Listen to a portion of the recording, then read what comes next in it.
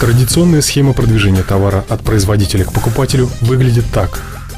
Компания производит товар, который имеет отпускную цену или по-другому цену производителя. Чтобы дойти до покупателя, товар проходит через руки крупного, среднего и мелкого посредников. Крупный посредник добавляет к цене производителя 30% своей прибыли, а также накладные расходы на транспортировку и аренду складских помещений, включая все это в свою отпускную цену. Следующий в цепочке посредник делает то же самое, но уже с отпускной ценой предыдущего посредника. Добавим к этому затраты на рекламу и наценку торгующей организации. В результате цена товара на прилавках магазинов будет выше отпускной цены компании-производителя в среднем на 500%. Шокирует, но в жизни все происходит именно так. Вот почему все больше фирм-производителей обращается к альтернативной схеме продвижения товара, названной сетевым маркетингом. Что делает компания, которая переходит на сетевой маркетинг? Она отказывается от услуг всех посредников и розничной торговли. Компания сама изготавливает, упаковывает, транспортирует, складирует и ведет учет выдачи товара.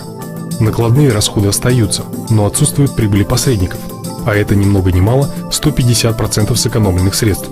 Поэтому компания может себе позволить убрать из конечной цены товара 30%, сделав продукцию дешевле, чем у конкурентов в розничной торговле. Для продвижения товара к потребителю компания нанимает дистрибьютора, которому отдает 30% комиссии от оборота проданного товара. Чтобы расширить дистрибьюторскую сеть, компания платит каждому дистрибьютору за нахождение и обучение новых дистрибьюторов. На это компания затрачивает еще 30% из сэкономленных средств.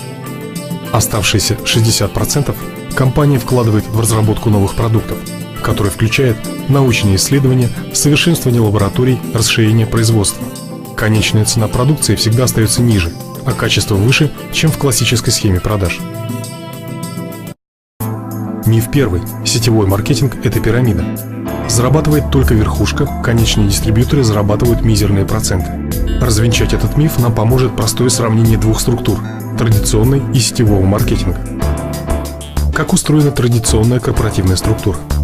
Наверху всегда директор или президент корпорации.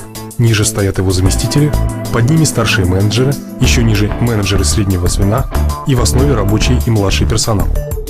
В чем смысл корпоративной структуры?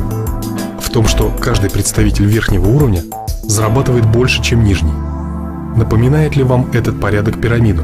Без сомнения.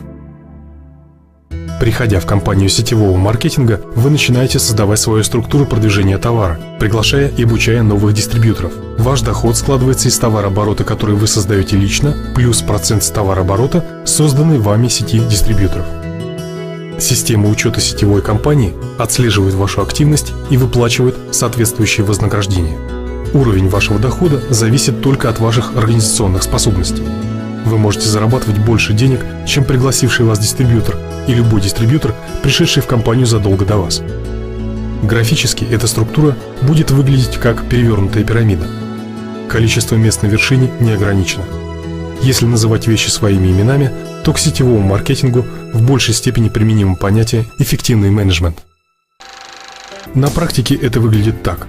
Предположим, вы нашли 5 человек, которые поняли идею этого бизнеса и пришли в него как организаторы.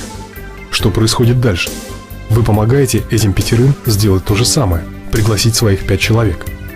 По такому принципу строится ваша сеть от уровня к уровню. Используя дупликацию, мы можем строить организации любые по численности и создавать огромный товарооборот. Посмотрите, ваша сеть растет, а вместе с ней растет ваш доход. Это именно та цель, которую мы поставили, начав рассказ о сетевом маркетинге. С каждым годом вам понадобится все меньше усилий и времени на поддержание вашей организации. Бизнес сетевого маркетинга работает на вас, а не вы на него. Пожалуйста, обратитесь к дистрибьютору, который дал вам этот фильм. Он поможет вам найти компанию, способную привести вас к поставленным целям.